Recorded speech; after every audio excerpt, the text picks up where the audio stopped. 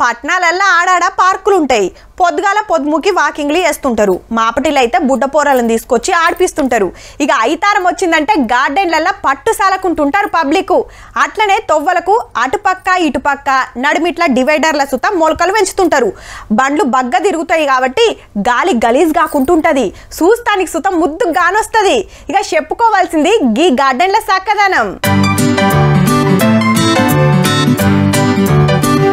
చెట్లు మొలకలు గార్డెన్ల గురించి చెప్పి గేట్లు చూపిస్తున్నారేంది అంటారేమో.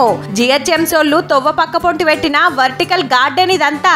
కాకుంటే మొలకలే లేవు. ఎండలకు ఎండిపోతే కొత్త మొలకలు పెడతామని అట్లనే ఇడిచేస్తే మొండి తొట్లే కానొస్తున్నాయి. పూల తొట్లల్లా మొలకలు ఎండిపోయి ఉత్త మట్టే మిగిలింది. ఆడాడా అసలు తొట్లే లేకుండా వేసిండ్రు. ఈ గార్డెన్ల బరువంతా సిఆర్ఎంపీ కంపెనీలకు ఎత్తింది జిహెచ్ఎంసీ.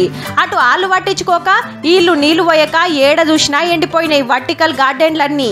తొవ్వ పక్కకు పచ్చని మొలకలు పెడితే గాలి కరవు కాకుంటుంటది. పట్నాన్ని సింగారిచ్చినట్టు ఉంటదని నాలాలు మెట్రో పిల్లర్ల కాడ గీకమతి వేస్తే పట్టించుకునేటోళ్ళు లేక గిది పరిస్థితి.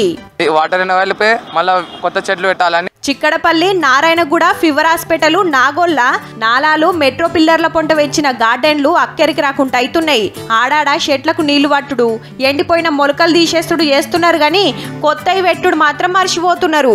ఎండిపోయిన తీసేది కొత్తవి పెడతాం. పట్నమంతా పచ్చరంగు వేసినట్టు ఉంటదనుకుంటే ఎండిపోయి ఇకారంగా గానరావట్టే.